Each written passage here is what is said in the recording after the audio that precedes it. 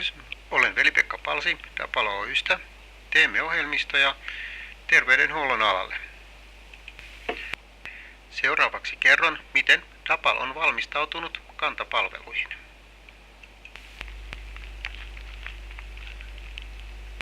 Kanta on arvokas meille suomalaisille. On hienoa, että edes potilasarkistot pyritään pitämään täällä Suomessa. Dapal-ohjelmisto on suunniteltu siten, että yrittäjä pääsee mahdollisimman helpolla kantaan liittyvistä velvollisuuksista ja saa myös lisäarvoa kantapalveluista. Kokonaisvaltainen ohjelmistomme on suunniteltu isoille organisaatioille, kuitenkaan pois sulkematta yksityisiä ammatinharjoittajia. Asiakas saa päättää, tallentuvatko tiedot liikkeessä olevaan palvelimeen vai kotimaassa toimivan palvelutalon serverille. Ohjelmistossa ei ole rajoitteita asiakas- eikä käyttäjämäärissä.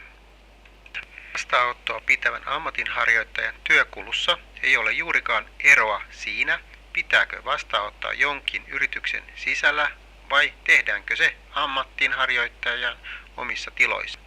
Kysymys on enemmänkin siitä, mitä lakisääteisiä oikeuksia on hankittu ja mitä laitteita yrityksessä on. Seuraavaksi käsittelen tiedon kulkua potilasjärjestelmästä kanta-arkistoon. Kuluttajat pääsevät tietysti Omakannan kautta kanta-arkistoon. Lisäksi he voivat varata vapaita aikoja Dapal-järjestelmästä. Eli potilas on antanut suostumukset ja ammatinharjoittaja on kirjoittautunut omalla ID-kortilla kanta-arkistoon. Ammatinharjoittaja voi katsella vanhoja lääkemääräys- ja potilastietoja, lähetteitä ja ynnä muuta tietoa. Päivän aikana potilasta kertyy uutta tietoa, joka tulee lähettää kanta-arkistoon. Tämä tapahtuu siten, että päivän lopetusta tehdessä Dapal kerää hyväksytyt tiedot ja lähettää ne kanta-arkistoon. Seuraavaksi näytän hieman, miten Dapal-ohjelmisto käyttää kanta-arkistoa. Ruudun vasemmassa laidassa on täyttökortti. Aikaisempia käyntejä voi selata ruudun oikealla puolella. Jotta ammatinharjoittajalle jäisi kokonaiskuva potilasta, on tärkeää katsoa, mitä aikaisemmin on tehty.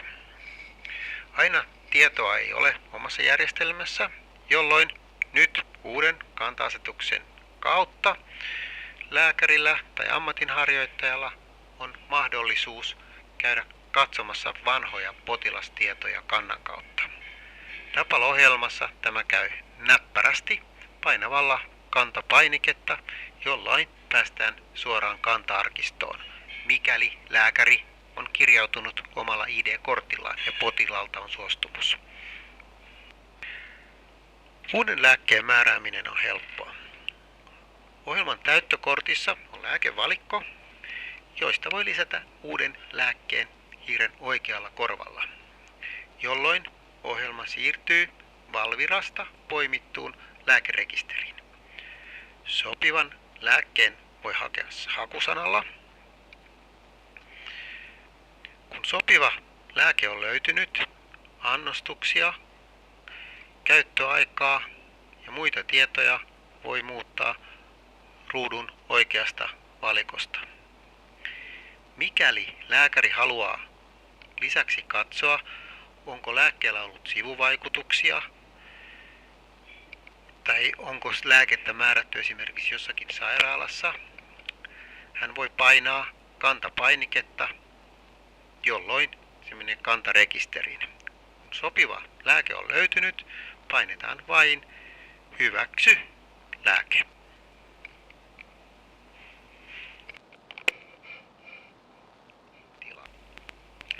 En ymmärrä enkä hyväksy sitä tilannetta, että Tekes on muodostanut tilanteen, jossa yritykset ovat eriarvoisessa asemassa.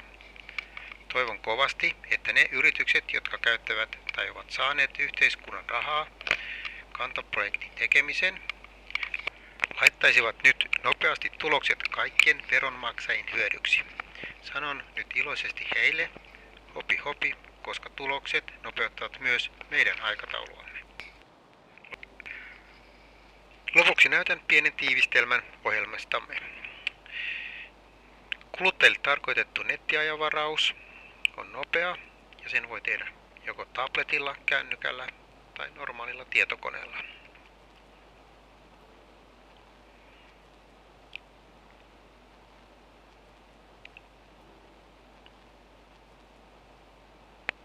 Ohjelmiston perusnäkymä on seuraavanlainen. Ajanvaraus. Eri ammatit on laitettu eri värikoodein. Ajan varaaminen on nopeata.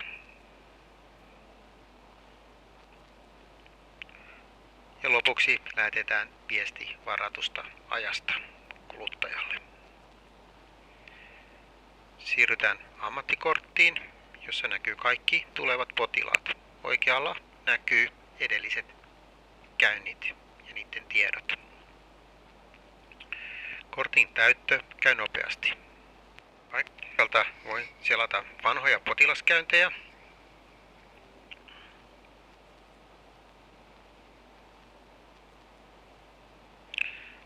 Lääkkeen määrääminen.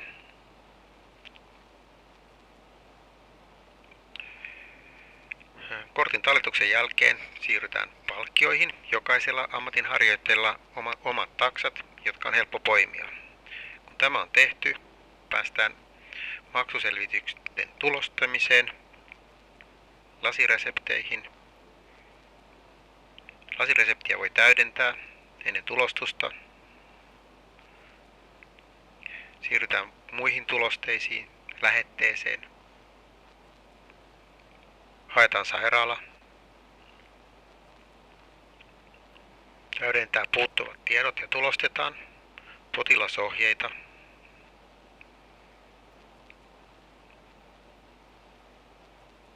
E-lausunto, ajokorttitodistuksia, matkakorvaushakemukset ja kaiken näköisiä tulosteita, esimerkiksi tutkimusmääräykset.